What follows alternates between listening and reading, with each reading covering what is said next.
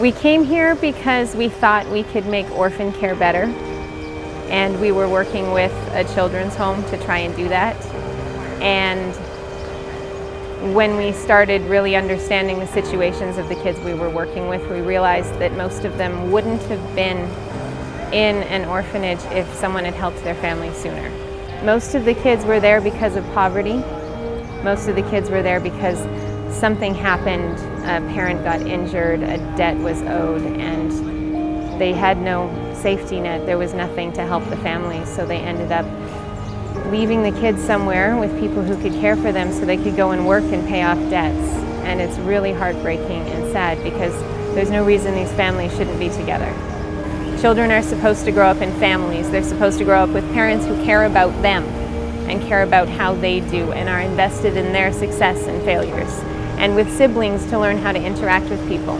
When you take parents and grandparents and aunties and uncles out of the equation, you get children who are taken care of by people who are paid to take care of them. They don't have someone invested in their success in the same way that a parent is. Here, there is no safety net.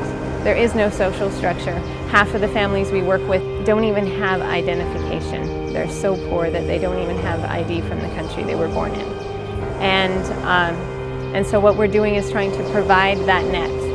I started teaching basic childbirth education.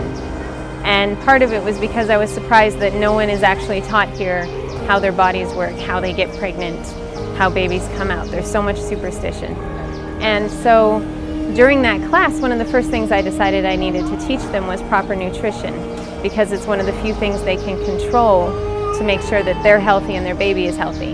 And so we talked about fresh fruits and vegetables and proteins and all those things, and I kept catching looks on people's faces, expressions that kind of, I wasn't sure what was going on, and so I asked my translator, can they afford this food? Like, can they afford to get fresh vegetables and fruit and meat? And she said, oh no, they can't. So I decided it was going to be temporary. I decided that for those 12 women, we would just bring them fruits and vegetables and eggs, mostly vegetables and eggs, once a week, so that they would have enough to eat. And we brought extra because we know that they're not just going to eat it themselves, they're going to feed their families too. We didn't realize how helpful it would be. We didn't realize how much of a need it would fill.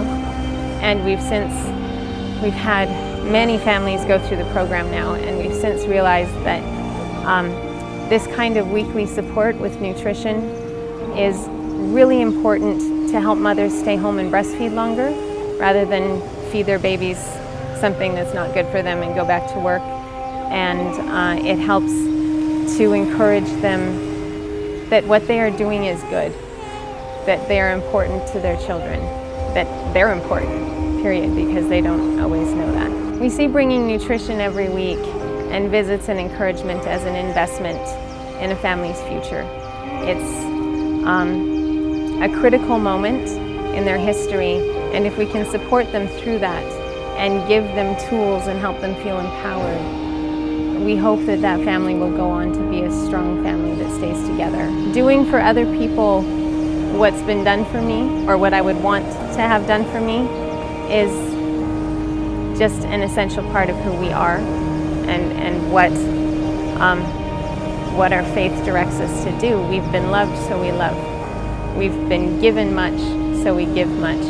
We have so much, so it's our responsibility to share our resources. I want them to feel loved, and I want them to encounter God in a practical way and see what He does with that.